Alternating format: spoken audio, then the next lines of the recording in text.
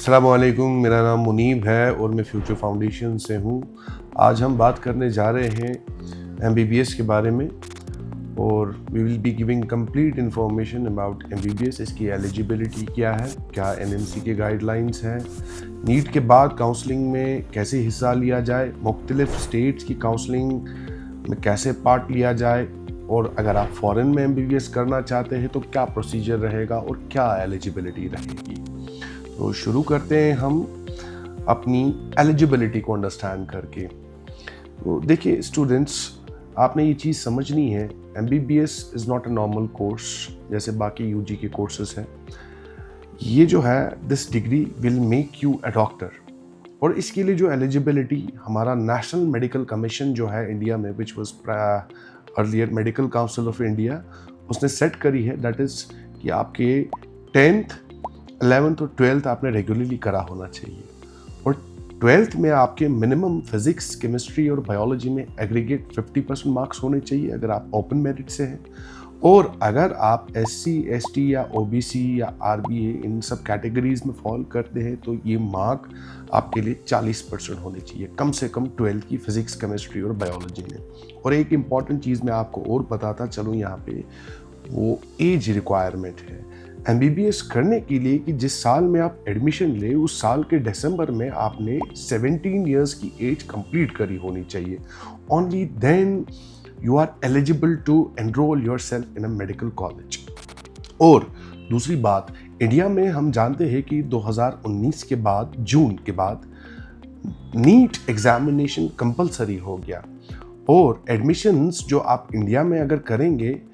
वो NEET examinations के through होंगे, और अगर आप फॉरेन भी जाना चाहते हैं ये लाजमी है आपके लिए कि आप नीट जो है वो एक 50th परसेंटाइल से क्वालिफाई करें।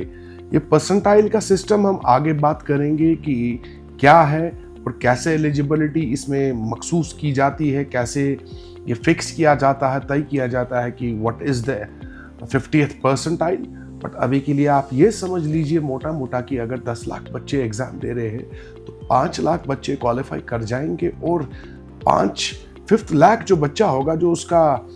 स्कोर होगा, that will be the 50th percentile. और ये भी ओपन मेरिट के लिए है, और अगर आप किसी कैटेगरी में फॉल करते हैं तो ये परसेंटाइल आपके लिए कम होगा, that will be around 40th percentile. और दूसरी बात जो है, इंडिया में अगर आप अपना एमबीबीएस करें तो you don't need to worry about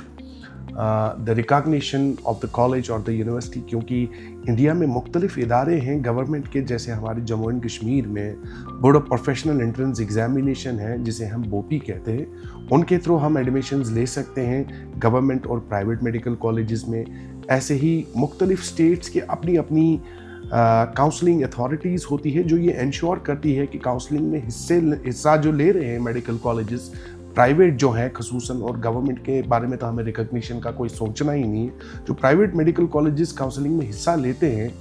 तो वो एटलीस्ट वो रजिस्टर्ड हो और रिकग्नाइज्ड हो, और इन सब की जो बाद में लिस्ट है, ज्वाइनिंग रिपोर्ट्स है, वो आगे एनएमसी को दी जाती है। और अब हम आगे चलते हैं अपने थोड़ा सा दूसरे पड़ाव में, that is the NMC requirement.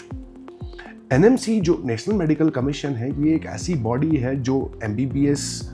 को गवर्न करती है, डिग्रीज को गवर्न करती है, आपके लाइसेंशियर को गवर्न करती है, आपके मेडिकल कॉलेजेस चाहे इंडिया में हो उनको गवर्न करती है, और जो फॉरेन से एमबीबीएस करके आते हैं स्टूडेंट्स, उनकी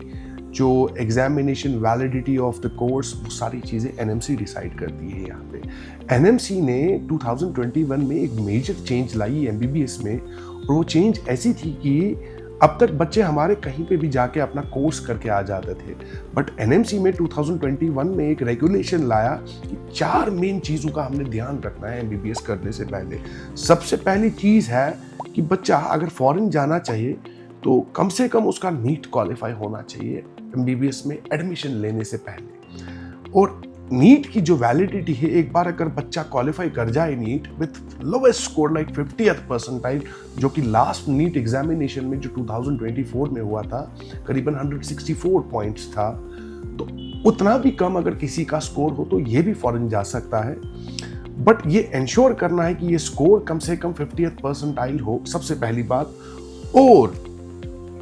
ये जो नीट स्कोर है आपका, एक बार क्वालिफाई करके 3 साल वैलिड रहता है, मतलब 3 सेशंस के लिए वैलिड रहता है आपका फॉरेन जाने के लिए। दूसरी चीज़ जो फॉरेन जाने से पहले आपने इंश्योर करनी है कि इंडिया में जो हमारी कोर्स ड्यूरेशन है करीबन 4.5 साल और 1 साल का इंटर्नशिप आता है, दैट इज़ अराउंड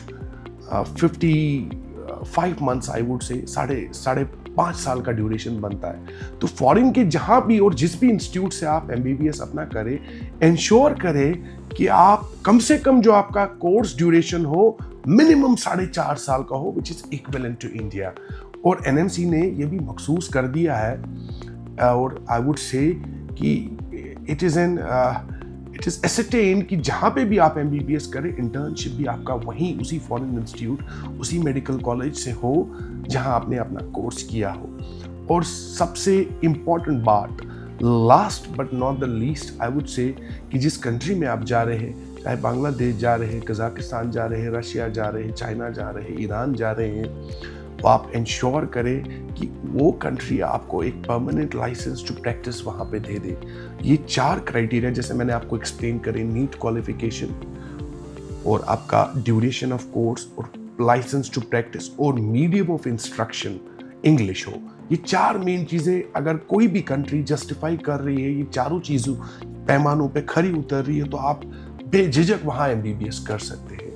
अब तक के लिए इतना ही। आगे हम इंशाल्लाह तफसील से डिस्कस करेंगे इंडिया के मेडिकल कॉलेजेस और डिफरेंट काउंसलिंग एवेन्यूज़ और डिफरेंट स्टेट्स जो कि ओपन है जम्मू कश्मीर के बच्चों के लिए, और फॉरेन मेडिकल इंस्टीट्यूशंस जहां कश्मीर के बच्चे MBBS करने जा सकते हैं। Thank you.